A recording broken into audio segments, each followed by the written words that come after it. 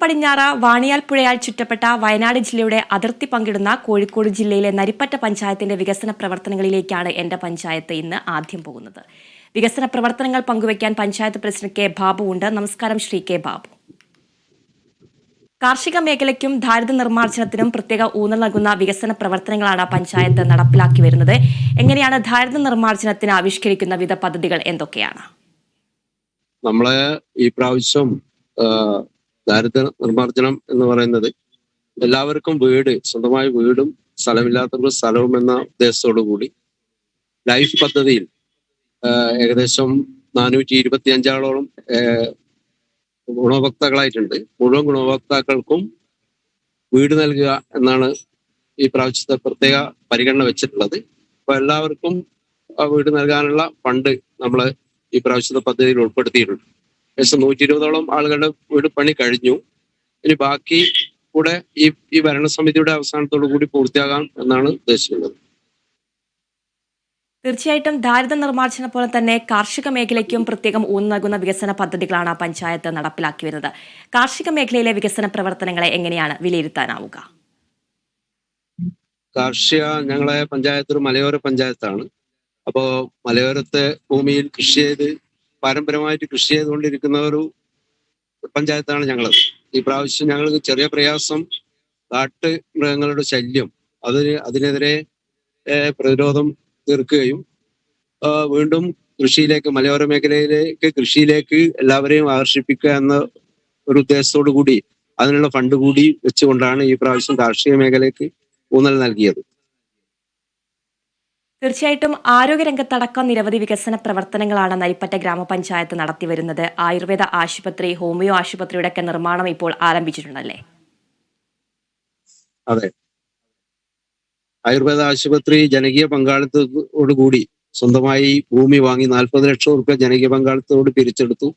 Ayurveda ആശുപത്രിക്കും homeo ആശുപത്രിക്കും സ്വന്തമായി സ്ഥലം വാങ്ങി ആയുർവേദ ആശുപത്രിയുടെ കെട്ടിടത്തിന്റെ പണി ഊരാളുങ്കൽ ലേബർ കോൺട്രാക്ട് സൊസൈറ്റി തുടങ്ങി വെച്ചിരിക്കുകയാണ്.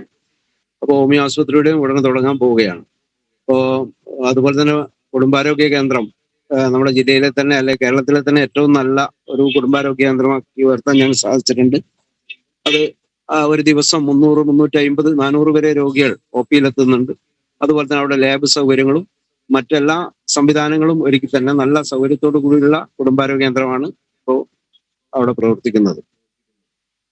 ടൂറിസത്തിന് അനന്ത സാധ്യതയുള്ള ഒരു പ്രദേശമാണോ നരിപ്പറ്റ ഗ്രാമപഞ്ചായത്ത്? എങ്ങനെയാണ് ടൂറിസം സാധ്യതകൾ ഗ്രാമപഞ്ചായത്ത് പ്രയോജനപ്പെടുത്തുന്നത്? ടൂറിസം ഇപ്പോഴേ ഞങ്ങൾ 3 പഞ്ചായത്തും കൂടി ഒന്നായിട്ട്, കാരണം മലയോര മേഖല ഒരുപാട് ടൂറിസം സാധ്യതകളുള്ള പ്രദേശമാണ്. അപ്പൊ അതിന്റെ പ്രാരംഭ പ്രവർത്തനങ്ങൾ നടന്നു തുടങ്ങിക്കഴിഞ്ഞു. ഇനിയും ഒരുപാട് പ്രവർത്തനങ്ങൾ അതുമായി ബന്ധപ്പെട്ട് 3 പഞ്ചായത്ത് കൂടി ടൂറിസം വകുപ്പ് മന്ത്രിയുമായി ബന്ധപ്പെട്ട് അതിന്റെ പ്രവർത്തനങ്ങൾ ആരംഭിച്ചിരിക്കുകയാണ്. പഞ്ചായത്തിലെ ഏറ്റവും പ്രധാനപ്പെട്ടതാണ് മാലിന്യ സംസ്കരണം എന്ന് പറയുന്നത്. മാലിന്യ നിർമ്മാർജ്ജനം എത്രത്തോളമാണ് ഗ്രാമപഞ്ചായത്ത് നടപ്പിലാക്കുന്നത്? ശുചിത്വത്തിന് വളരെ പ്രാധാന്യമുള്ള ഒരു പഞ്ചായത്ത് കൂടിയാണ്. മാലിന്യ പ്രവർത്തനത്തിൽ ഹരിതകർമ്മസേനാംഗങ്ങൾ 34 പേരുണ്ട്. അവര് കൃത്യമായി പ്രവർത്തിക്കുന്നുണ്ട്. അവർക്ക് സൗകര്യമുള്ള ഒരു MCF കോഴിക്കോട് ജില്ലയിൽ തന്നെ ഏറ്റവും നല്ല ഒരു മാതൃകാപരമായ ഒരു MCF പണി കഴിച്ചിട്ടുണ്ട്. അപ്പൊ അവിടെ അതിന്റെ പ്രവർത്തനങ്ങൾ നല്ല ഭംഗിയായി നടക്കുന്നുണ്ട്. 100% എല്ലാ മാസവും 100% ആ പ്രവർത്തനം നടത്താൻ സാധിക്കുന്നില്ല. ഹരിതകർമ്മസേനയുടെ പ്രവർത്തനം 100%, ഹരിതമിത്രം ആപ്പ് 100% ചെയ്യുകയും അതുപോലെ തന്നെ വീടുകൾ കേന്ദ്രീകരിച്ച പ്രവർത്തനം 100% നടത്താൻ സാധിക്കുന്നുണ്ട്. തീർച്ചയായിട്ടും 17 വാർഡുകളുള്ള ഒരു ഗ്രാമപഞ്ചായത്താണ് നരിപ്പറ്റ ഗ്രാമപഞ്ചായത്ത്.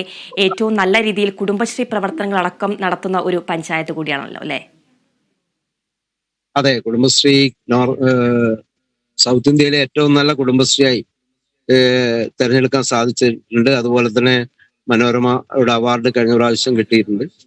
ഏറ്റവും മാതൃകാ കുടുംബശ്രീയായി പ്രവർത്തിക്കുന്ന നല്ല ഒരു കുടുംബശ്രീയാണ് അത്. കുടുംബശ്രീയുടെ പ്രവർത്തനം പഞ്ചായത്തിന് ഏറ്റവും വലിയ മുതൽക്കൂട്ടായി മാറുന്നുണ്ട് എന്നതും ഒരു യാഥാർത്ഥ്യമാണ്. വയോജനങ്ങൾക്ക് ഭിന്നശേഷിക്കാർക്കുള്ള വികസനക്ഷേമ പദ്ധതികൾ എത്രത്തോളമാണ് ഗ്രാമപഞ്ചായത്ത് ആവിഷ്കരിച്ച് നടപ്പിലാക്കുന്നത്? പദ്ധതിയിൽ ഗവൺമെന്റ് പറയുന്ന കൂടാതെ വയോജനങ്ങൾക്ക് കൂടുതലായും ഭിന്നശേഷിക്കാർക്കും ഫണ്ട് വെക്കുകയും അവരുടെ ക്ഷേമ പ്രവർത്തനത്തിന് വേണ്ടി നല്ല രീതിയിൽ ഇടപെടാനും വയോജനങ്ങൾക്ക് വേണ്ടി ഇപ്പോൾ ഒരു വയോജന ആ, ക്ലബ്ബ് എന്റെ പ്രവർത്തനം ആരംഭിച്ചിരിക്കുകയാണ്. അതുപോലെ തന്നെ ഭിന്നശേഷിക്കാരായാലും അവരുടെ കലോത്സവമായാലും അവരുടെ മറ്റ് ക്ഷേമ പ്രവർത്തനങ്ങളായാലും പഞ്ചായത്ത് വളരെ നല്ല രീതിയിൽ ഇടപെടാൻ സാധിച്ചിട്ടുണ്ട്. ഈ പ്രാവശ്യം ഈ ഭരണസമിതി അവസാനിക്കുമ്പോൾ ഏകദേശം MLA ഫണ്ടായാലും അതുപോലെ തന്നെ ഗ്രാമപഞ്ചായത്തിന്റെ മറ്റ് ത്രിതല പഞ്ചായത്തിന്റെ ഫണ്ടായാലും ഏകദേശം 250 കോടിയോളം റുപ്യയുടെ വികസന പ്രവർത്തനങ്ങൾ നമ്മുടെ പഞ്ചായത്തിൽ നടത്താൻ സാധിച്ചിട്ടുണ്ട് എന്ന് വളരെ സന്തോഷകരമായ ഒരു കാര്യമാണ്. തീർച്ചയായിട്ടും മാതൃകാപരമായിട്ടുള്ള വികസന പ്രവർത്തനങ്ങൾ, കൂട്ടായ ഒരു പ്രവർത്തനങ്ങൾ തന്നെയാണ് നരിപ്പറ്റ ഗ്രാമപഞ്ചായത്ത് നടത്തിവരുന്നത്. ഇനിയുള്ള ഭാവി വികസന പദ്ധതികൾ എന്തൊക്കെയാണ്? ഇനി കാർഷിക മേഖലയിൽ കുറച്ചുകൂടി കാട്ടുമൃഗങ്ങളുടെ ശല്യം ഒഴിവാക്കി കാർഷിക മേഖലയിൽ കുറച്ചുകൂടി പഴയ ആ രീതിയിലേക്ക് പോകാനുള്ള പ്രവർത്തനം നടത്തണമെന്നാണ് ആഗ്രഹിക്കുന്നത്. അതുപോലെ തന്നെ ഈ ദാരിദ്ര്യ ലഘൂകരണം, ഈ മറ്റു മേഖലയിൽ യുവജനങ്ങളെ ആകർഷിക്കുന്ന തരത്തിലുള്ള യുവജനങ്ങൾക്ക് വേണ്ടിയുള്ള പ്രവർത്തനങ്ങൾ കൂടി ആവിഷ്കരിച്ച് നടപ്പിലാക്കാൻ വേണ്ടി ആലോചിച്ചിട്ടുണ്ട്. ഏതായാലും നല്ല ഒരു സഹകരണം നാട്ടുകാരുടെയും അതുപോലെ ഗവൺമെന്റിന്റെ ഒക്കെ ഭാഗത്തുള്ളത് കൊണ്ട് തന്നെ നല്ല രീതിയിൽ നമുക്ക് വികസന പ്രവർത്തനം നടത്തിപ്പോകാൻ സാധിക്കുന്നുണ്ട് എന്നത് സന്തോഷകരമായ ഒരു കാര്യമാണ്. പുഴകളാൽ ചുറ്റപ്പെട്ട ഒരു ഗ്രാമപഞ്ചായത്താണ്, അതുകൊണ്ട് പൊതുജലാശയ സംരക്ഷണമൊക്കെ എത്രത്തോളമാണ് നടപ്പിലാക്കുന്നത്? അതെ, ഈ പ്രാവശ്യത്തെ പ്രളയത്തിൽ വാണിമേൽ അടുത്ത പഞ്ചായത്ത് വാണിമേൽ പഞ്ചായത്തിലും അതുപോലെ തന്നെ നരിപ്പറ്റ പഞ്ചായത്തിലും കുറെ നഷ്ടങ്ങൾ ഉണ്ടായിട്ടുണ്ട്. അവരെയൊക്കെ പുനർവികസിപ്പിക്കാനും അവരുടെ മറ്റ് കാര്യങ്ങളിലൊക്കെ ഗവൺമെന്റിന്റെ സഹായം ഉണ്ടായിട്ടുണ്ട്. വാണിമേൽ പുഴയും വടക്ക് പടിഞ്ഞാറ് ഭാഗത്ത് വാണിമേൽ പുഴയും കിഴക്ക് ഭാഗത്ത് വയനാടുമാണ് ഇതിന്റെ അതിർത്തി. ഏതായാലും മലയോര മേഖലയാണെങ്കിലും ഇപ്പോ ഒരുപാട് വികസന പ്രവർത്തനം നടത്തുന്നതിന്റെ ഭാഗമായി നമുക്ക് ഒരു മലയോര ഹൈവേ പ്രവർത്തനം അവിടെ നടന്നു വരുന്നുണ്ട്. അതുപോലെ തന്നെ കിഫ്ബിയുടെ ഒരു ഫണ്ട് MLA ഒരു 85 കോടി റുപ്യ അനുവദിച്ച് കിട്ടി. അതിന്റെ പ്രവർത്തനം പൂർത്തീകരിച്ചിരിക്കുകയാണ്. അപ്പോൾ MLA ഒരുപാട് ഫണ്ട്,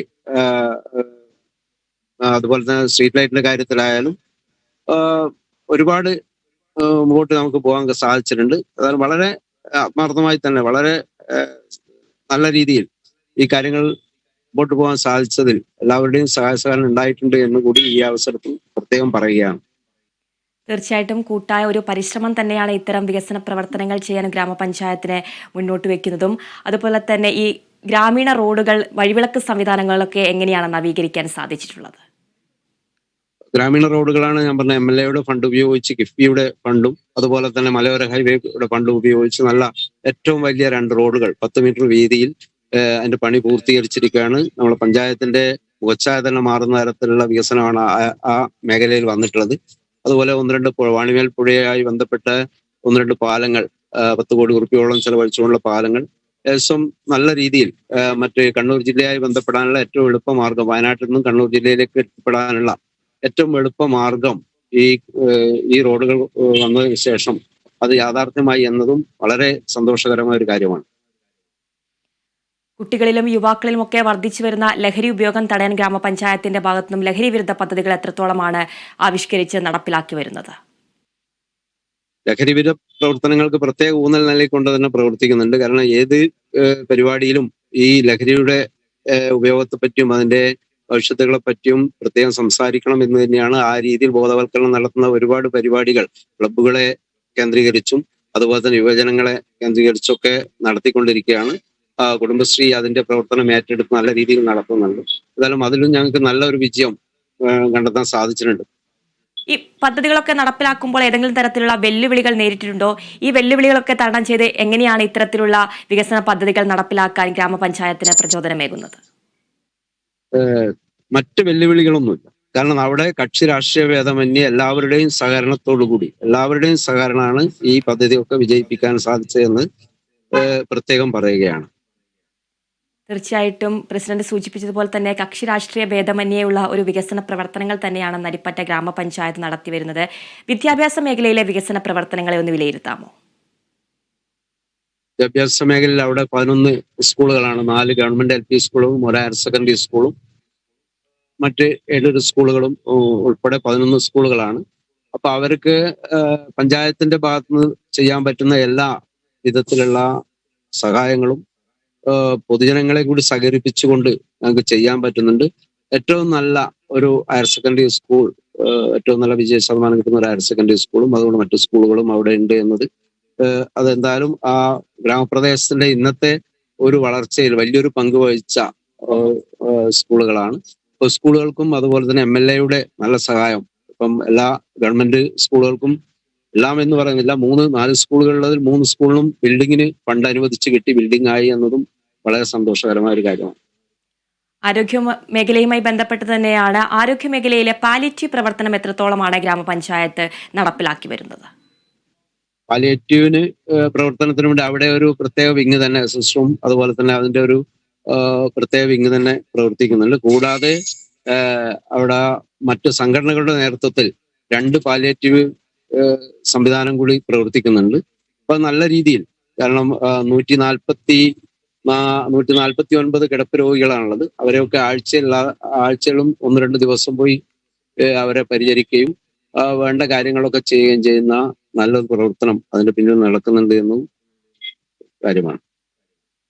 തീർച്ചയായിട്ടും കോഴിക്കോട് ജില്ലയിലെ നരിപ്പറ്റ പഞ്ചായത്തിന്റെ വികസന പ്രവർത്തനങ്ങളാണ് പ്രസിഡന്റ് കെ ബാബു പങ്കുവച്ചത്. എല്ലാ ഭാവി വികസന പ്രവർത്തനങ്ങളും യാഥാർത്ഥ്യമാകട്ടെ എന്ന് ആശംസിക്കുന്നു. നന്ദി ശ്രീ ബാബു.